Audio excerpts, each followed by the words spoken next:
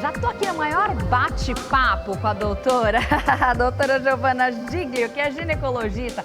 Quando tem uma mulher junto, a gente já não consegue ficar quieta. Duas então, né, doutora? A gente gosta de conversar, né? Seja bem-vinda aqui ao nosso programa. Primeira vez aqui. Primeira vez aqui, já tô me sentindo muito bem. Já tô me sentindo em casa. Que bom! Olha, nós mulheres temos tantas dúvidas, né, no decorrer da nossa vida. A gente passa por tanta coisa. Primeiro a primeira menstruação, aí depois vem as cólicas, aí a primeira gestação, aí depois a menopausa. Ai, meu Deus, é muita coisa que a gente tem que se preocupar, doutora. E hoje nós vamos falar um pouquinho sobre buscar essa vida saudável, sobre buscar essa questão da gente se cuidar. E a doutora Giovana, ela trabalha com a ginecologia estética. E eu queria que você explicasse um pouquinho o que é isso. Então, hoje eu me dedico bastante à ginecologia regenerativa. O que é regenerar, né? Regenerar significa restituir, reavivar, recuperar, né? E a ginecologia regenerativa, ela vai buscar restituir a anatomia e a funcionalidade da área íntima. Algumas coisas que a gente perde, né? Nós mulheres perdemos no decorrer da vida, ou mesmo algumas coisas que nós temos e não estão nos deixando satisfeitas. E isso nós fazemos através de tratamentos, de procedimentos com tecnologias modernas, né, como laser, radiofrequência e algumas outras técnicas que nós temos hoje à disposição.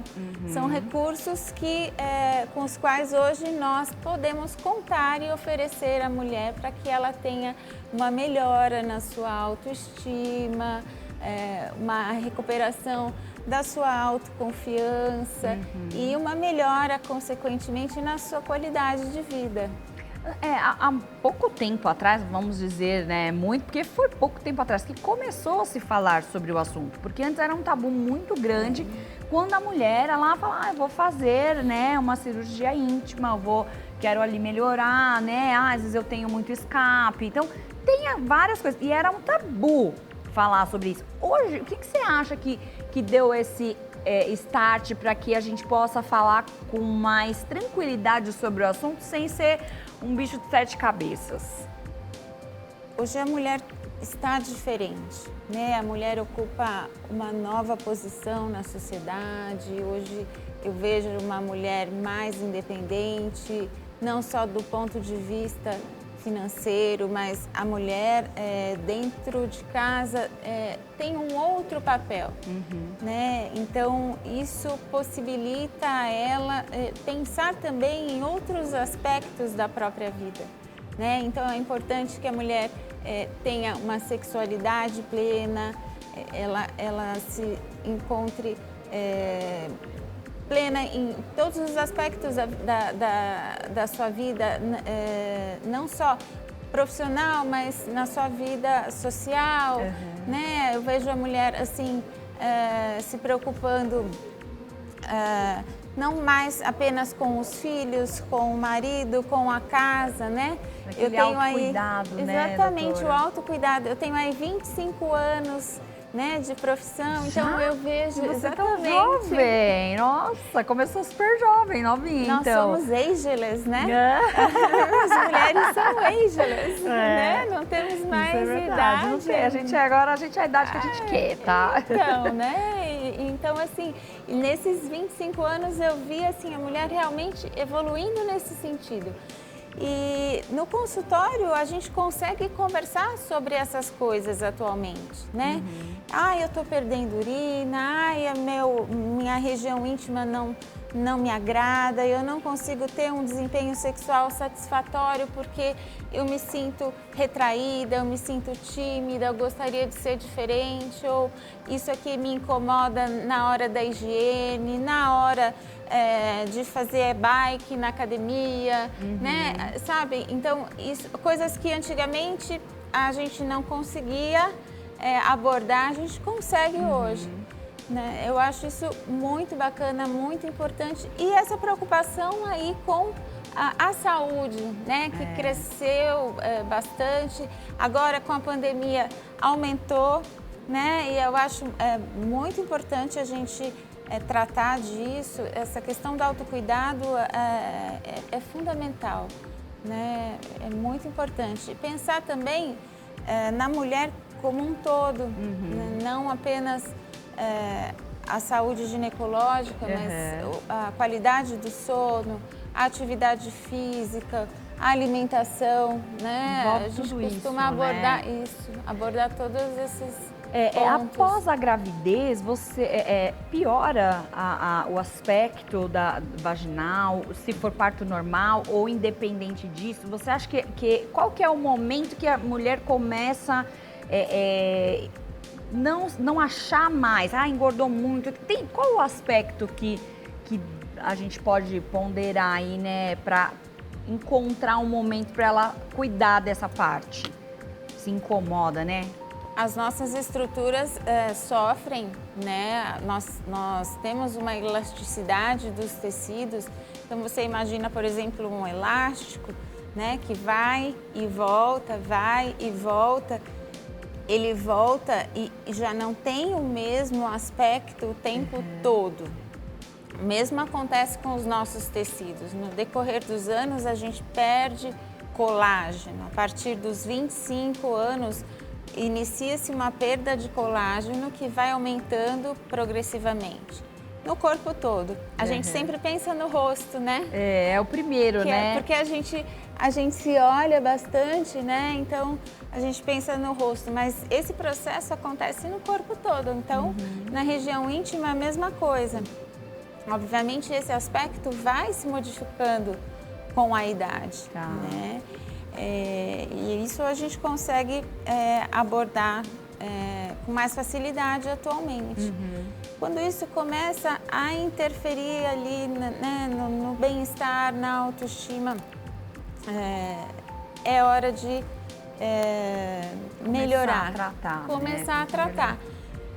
Ou quando incomoda, na rotina mesmo, né? Às vezes uma calça apertada, aquela costura da calça jeans que é mais grossa, né? A calça legging, por exemplo, que é mais justa, né? O biquíni, tudo que nos incomoda pode ser modificado. E cada um sabe a própria medida. Né? A gente conhece, né? A gente sabe, né, doutora, o que incomoda, o que não incomoda. A gente sabe, Qual que é a cirurgia íntima mais procurada hoje? Sem dúvida, é a labioplastia menor, que é a conhecida ninfoplastia, que é a plástica dos pequenos lábios. Os pequenos lábios que ficam ali no meinho, né, dentro dos grandes lábios. Eu sempre explico porque nem todo mundo sabe né? diferenciar as partes íntimas, né? Então, são os que ficam ali no meinho. Às vezes, eles são mais protusos, eles ficam ali para fora e eles podem incomodar, às vezes na hora da higiene, às vezes na hora de sentar ou de usar uma roupa mais justa. Às vezes eles são assimétricos e isso incomoda. Não é de forma alguma sinônimo de anormalidade, né? As vulvas são todas sempre normais. Né? A partir do momento em que aquilo traz alguma insatisfação, a gente pode sim fazer uma cirurgia. E aí, essa cirurgia é feita a laser, é um corte? Como é que é essa cirurgia? É muito invasiva? A recuperação, como é que funciona? Nós costumamos fazer a laser. No meu consultório, a gente trabalha com o laser. A cirurgia pode ser feita em consultório, nos casos mais simples. Paciente acordada. Dura cerca de 1h30 a 2 horas, dependendo do caso. Anestesia local? Anestesia local. O paciente vai para casa caminhando, fica em repouso 3 dias e depois com cuidados mais intensos no final da primeira semana. Volta a trabalhar, deve ficar sem praticar esportes por 30 dias, sem relações sexuais durante esse mesmo período. Tá. Os resultados vão ser observados depois de 60 dias. Ah, demora Né? um pouquinho, então. Demora um pouquinho, porque o pós-operatório é marcado por edema, roxidão. A gente sempre avisa a paciente, porque senão ela pode ficar impressionada, né? Achar que aconteceu. Achar que vai sair, ou que vai sair prontinha do consultório. Entendi. Né? Não é um imediato esse resultado. Então, Não. 60 dias para você ter aí o resultado completo. E a maioria das suas pacientes voltam e falam o que para você depois? É um resultado, de modo geral, muito satisfatório. É muito gratificante para a gente. É uma cirurgia que traz um retorno muito gratificante. Tem idade mínima para fazer essa cirurgia? Nós recomendamos que seja feita após a adolescência, né? Sempre que possível, pelo menos após a primeira menstruação. Né? A gente prefere que o crescimento já tenha acontecido. Tá. Né? Porque após... a gente prefere que todas as modificações corporais já tenham ocorrido. Tá? Mas assim, quem procura mais geralmente são mulheres mais velhas, ou não? Varia muito. Varia muito. Tá, não tem Varia uma muito idade, a por exemplo, não, a essa dessa idade que é a que mais procura. Varia muito, mas o que acontece?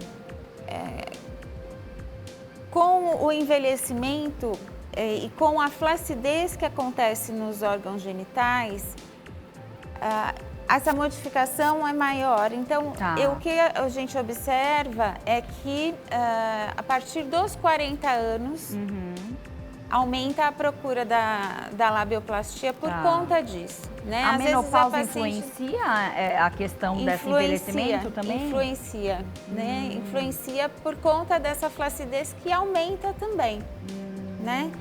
Com a função ovariana diminuída, os ovários param de produzir os hormônios. Tá. Então, existe também um aumento dessa flacidez.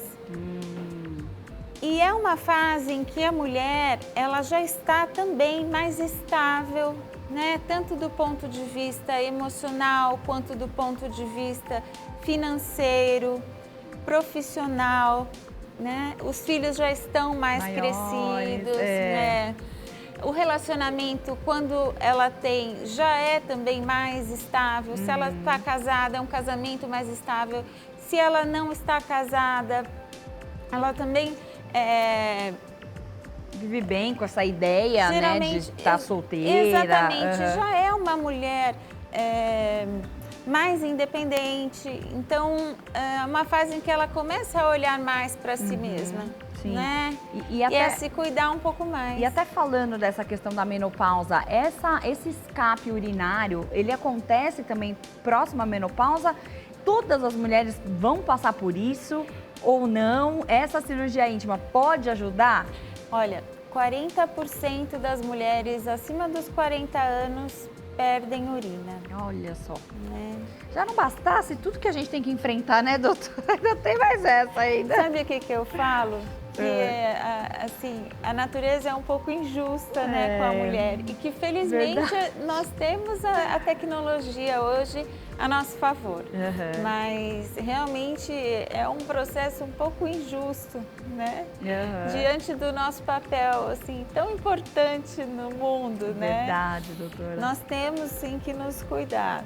E o quanto antes isso puder acontecer, melhor. Quanto mais precocemente nós pudermos tomar conta da situação, melhor. A perda urinária, ela pode ser tratada e ela pode ser, inclusive, evitada, né? Porque o assoalho pélvico, que é um conjunto de músculos que que suporta todos os órgãos pélvicos, inclusive a bexiga, ele vai sofrendo também um processo de enfraquecimento. Tá. Então, a gente precisa cuidar para que ele seja fortalecido, né? Exercícios pélvicos, algumas tecnologias que a gente tem no consultório que vão fazer esse trabalho. Isso pode ser iniciado mais cedo, para que a perda urinária não se instale, né? A pessoa praticar atividade física ajuda também? Ou são aqueles exercícios específicos?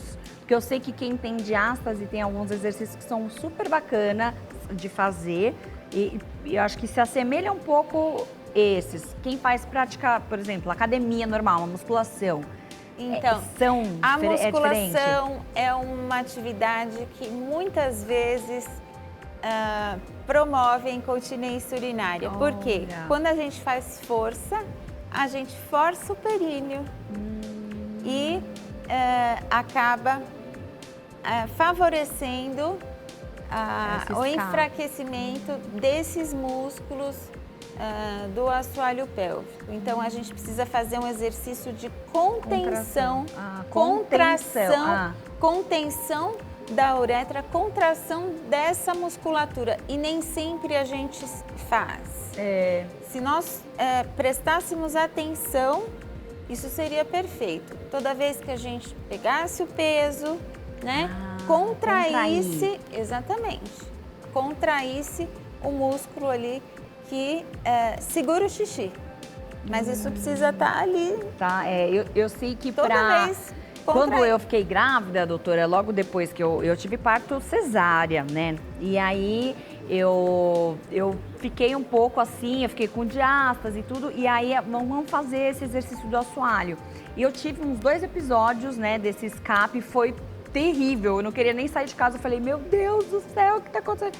Aí eu procurei uma especialista e ela eu fazia todo dia exercício, eu fiz acho que durante uns 3 meses, foi incrível assim, como realmente funciona, mas você tem que estar comprometida com você também, né? Precisa ter uma disciplina, né?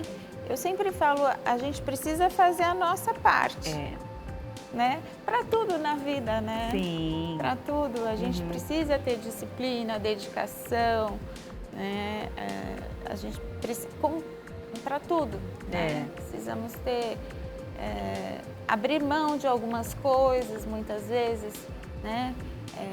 Para conseguirmos um resultado. Um caminho, né? E falando até sobre essa questão da menopausa, a gente vai perdendo os nossos hormônios, não sei se vai perdendo, vai mudando, você pode me explicar melhor.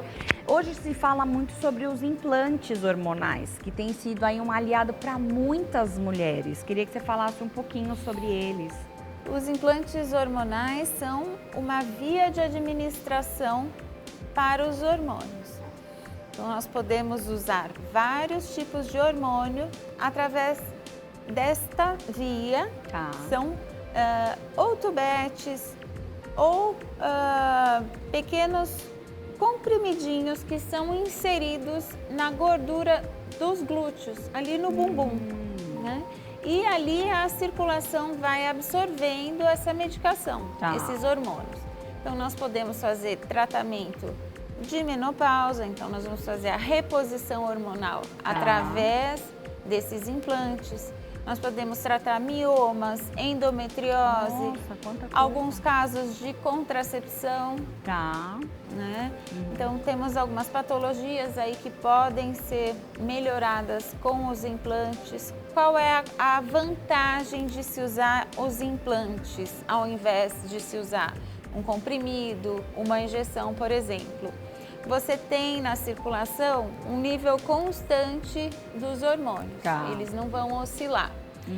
Outra vantagem, você não precisa todos os dias se lembrar de usar uma medicação. Essa já seria uma super vantagem. Super vantagem, você não vai esquecer, né? E você não tem a passagem da medicação pelo fígado. Essa passagem pelo fígado traz alguns problemas para a saúde, né? Então, por exemplo, o aumento de colesterol, de triglicérides. Então, tudo isso é evitado com o uso dos implantes. É uma ótima opção, É né? uma ótima Para opção. quem quer agora ter um tratamento mais efetivo, um tratamento melhor e mais moderno também, né? O bom é que a medicina hoje ela tá tão moderna, ela tem avançado cada dia mais. E eu acho que como nós mulheres, a gente brinca, fala, poxa, a mulher sofre, tá? Mas também nós temos muitos tratamentos que nos auxiliam. Desde cabelo até, né, a unha do pé. Eu acho que a gente tem ganhado, né, nesse aspecto, tanto o tratamento e a forma até de como a gente falar sobre isso tão abertamente. Sem tantos tabus, né, doutora? Porque eu acho que é a forma mais tranquila da gente poder fazer as coisas, né? Além da cirurgia, quais os outros procedimentos que a gente pode fazer para melhorar essa região íntima, doutora? Bom, o tratamento mais realizado no consultório é o laser vaginal, né? O laser é uma fonte de energia que é introduzida na vagina para estimular a produção de colágeno e com isso a gente pode melhorar a lubrificação para fazer o tratamento da atrofia da menopausa, né? Aquele ressecamento que surge com a menopausa. Isso pode ser começado muito antes, né, de a mulher chegar naquele ponto onde surgem as fissuras, que são aqueles machucadinhos que atrapalham na relação, machucam, incomodam. Então, essa é uma das funções do laser. Ele pode ser utilizado para tratar a incontinência urinária também, né? Ele pode ser utilizado no pós-parto para tratar a frouxidão que às vezes surge por conta dessa elasticidade que fica comprometida. Então, o laser é o procedimento mais realizado. O laser vaginal, assim, também é algo que traz um conforto para muito. É um procedimento que a gente faz com muito sucesso. Esse não precisa anestesia, o laser dói? Não é. É tranquilo, sai no mesmo dia também. É rápido atividade e normal. indolor. As pacientes fazem 3 a 4 sessões com intervalos de 30 dias e tem vida normal depois do procedimento. Olha que bacana, né? A gente muito... pode ficar feliz. A doutora até me trouxe um presentinho aqui, um sabonetinho, achei super fofo.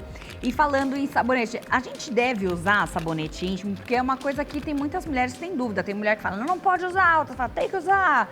A gente fica nessa dúvida, ganhou um sabonetinho aqui super fofo. Esse é um sabonete feito à base de óleo de coco.